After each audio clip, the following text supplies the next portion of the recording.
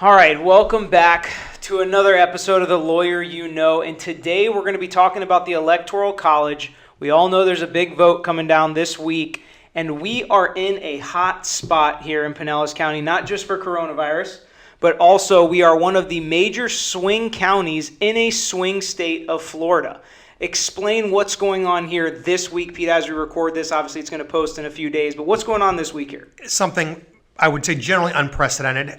You're going to have Joe Biden and President Trump come back and speak in Pinellas County, or at least in the Tampa Bay area. Tampa Bay area, Hillsborough, Pinellas, Pasco County, mostly Hillsborough and Pinellas. Yeah. No offense to our Pasco friends. We still love them. But because the Tampa Bay area for the last few elections has been one of the major swing counties or areas in the state of Florida, and Florida is a swing state.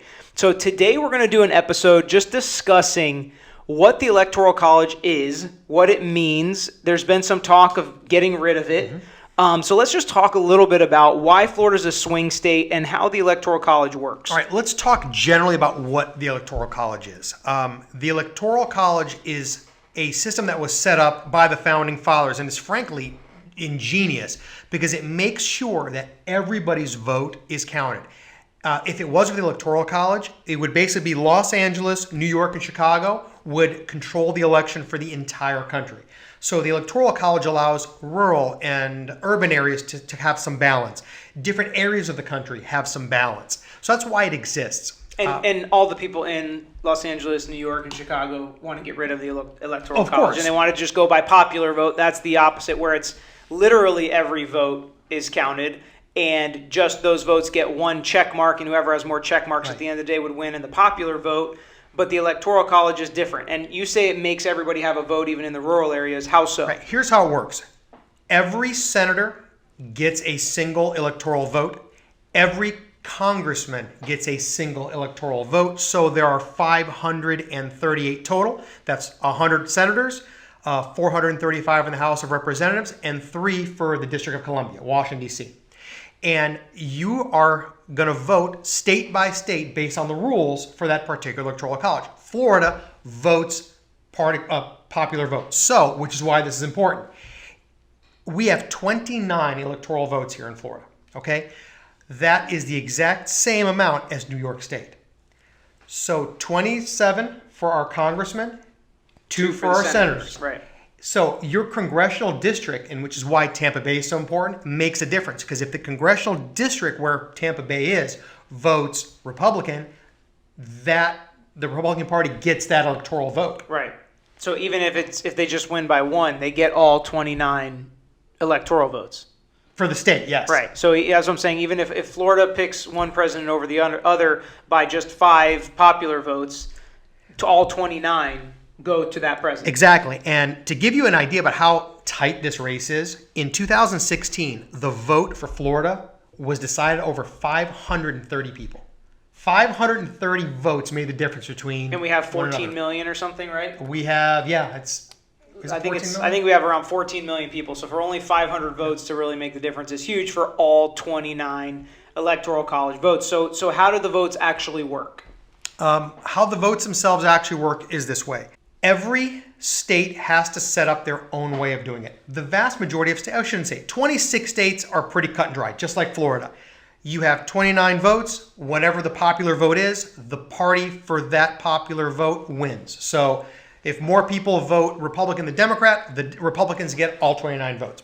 Trump gets all 29 votes. You said 26 states are like that. Correct. Okay, and D.C. Right. Okay, and what are the other 24 states do? 24 states have no specific requirement. In other words, the Electoral College is set up of people, and those people go and cast their vote. Now, most of the time, it works the same way as it does here in Florida. They can't go rogue, basically. Technically, they could, but they always pick people that won't go rogue. I was going to say, then they wouldn't get elected next time around. Exactly. Because the senators and the congressmen are elected officials that represent what the people of their state want. Exactly. Okay. Now, it's not good for business for them to go rogue. Correct. Okay. And the people that actually cast the ballots are normally elected officials or party officials, not necessarily, actually not at all, federal employees. So if you're a federal congressman, you can't be your electoral vote. You have to be someone that's either in the party or holds some office. Now, 2 states are really cool. Nebraska and Maine, they split their votes. So here's what they do.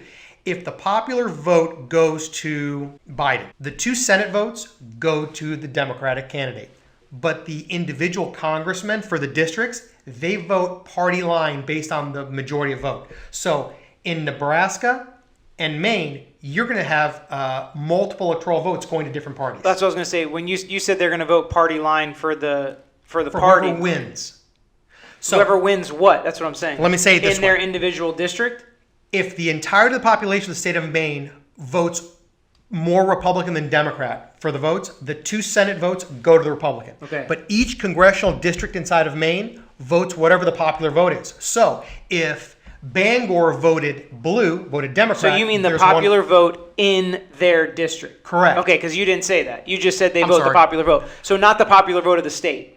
The senators, popular vote of the state. Okay. So what you're saying is, in Maine, the senators, the 2 senator electoral votes go to the popular vote of the entire state. Correct. But each individual congressman votes what their district votes. The congressional district votes for whatever the popular vote for that district was. Right. So they can be voting. They can cast their electoral votes for different parties. Absolutely, and they do. So some of Maine's electoral votes can go toward one side and some can go towards Correct. the other. Nebraska is the same way. Interesting. And just to be clear, the congressman doesn't vote. They actually have electors is what they're called, that are actually appointed, and they actually cast the vote.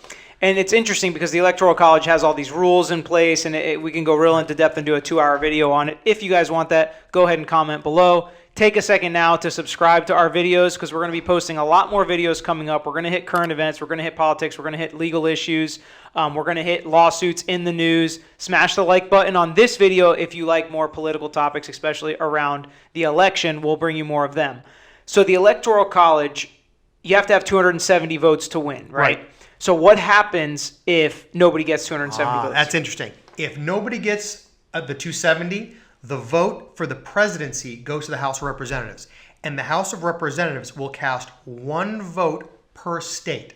So Florida has 29 delegates, right? 2 senators and 27 congressmen. Those 27 congressmen will get together from Florida and they will hash out who their 1 vote is going to be for the state of Florida. So at that point, they no longer have to follow Florida's popular vote. Correct. They can go rogue, or do they try to stick to what their district It hasn't happened, and I don't know if it's ever happened. I don't think it ever has. Now, the interesting part about that, if there's no consensus on the 270, the vice president, the exact same thing happens, but they do it in the Senate. So the Senate will vote for the vice presidential candidate. Weird. So in the case of a tie, you could have a Republican president and a Democrat as vice president, or vice versa. That would be so weird. That would be the chaos 2020 Talk needs. about nothing getting accomplished. Yeah.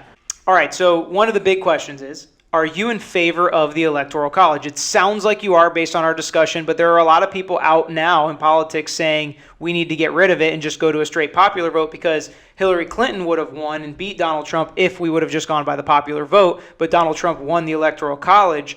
So what is your stance on it? How do you feel about the Electoral College? I think it exists for a reason. This country is so diverse and so vast, meaning in geography, that it's impossible to win an election. Well, it's impossible to have an election controlled by major cities. Let me give you an example. Los Angeles County has 10 million people in it. There are like 43 states in the United States that don't have 10 million people. So could you imagine 43 states, their vote is completely not nullified. Irrelevant, but yeah, nullified by one county. Yeah, see, and I think I agree. I'm not an expert on the Electoral College. I think I agree because what's good for just a big city is not good for the entire country. Right. And I think the voice of the entire country needs to be heard. Big cities, small cities, suburbs, country, city life. Everybody needs to be heard, and everybody's vote needs to count. And if you're just letting the big cities control the country, then you get into some major issues. And I think that the autonomy of the states really is important, and that's why it's important to have states be autonomous so they can do what's best for their state. Yeah. But that's not how the federal government should be. But realize the Electoral College is set up in the federal system. The Constitution actually sets forth that the Electoral College will exist, but it leaves it up to the states to determine how the specific state electoral votes are calculated and cast. And I think that's a genius way of doing it. They say, this is going to be the system countrywide, but state by state, you have the right to make your own decisions on how you want to deal with it, which is why coal miners in West Virginia have a different system than corn farmers in Ohio. Right, and I think that it's really interesting, and that's why states have their own governors and states have their own state governing bodies, because they can focus on the state agenda while the country needs to care about the country as a whole. And the president needs to care about the rural areas just as much as the city areas, and the country and the suburbs, and whatever it may be. They need to care about everybody and all of the citizens of the United States of America. And I think that's kind of what the Electoral College, is it perfect? No. And maybe it could be improved on, but I don't think the popular vote fixes that, in my opinion. So that's today's topic. We hit on the Electoral College. We hit on Pinellas County. Hopefully you guys get out there and vote, because we could swing this thing. If you guys want to hear more topics like this, leave it in the comment, hit the like button, hit the bell, subscribe, and we'd love to bring you more videos that you're interested in.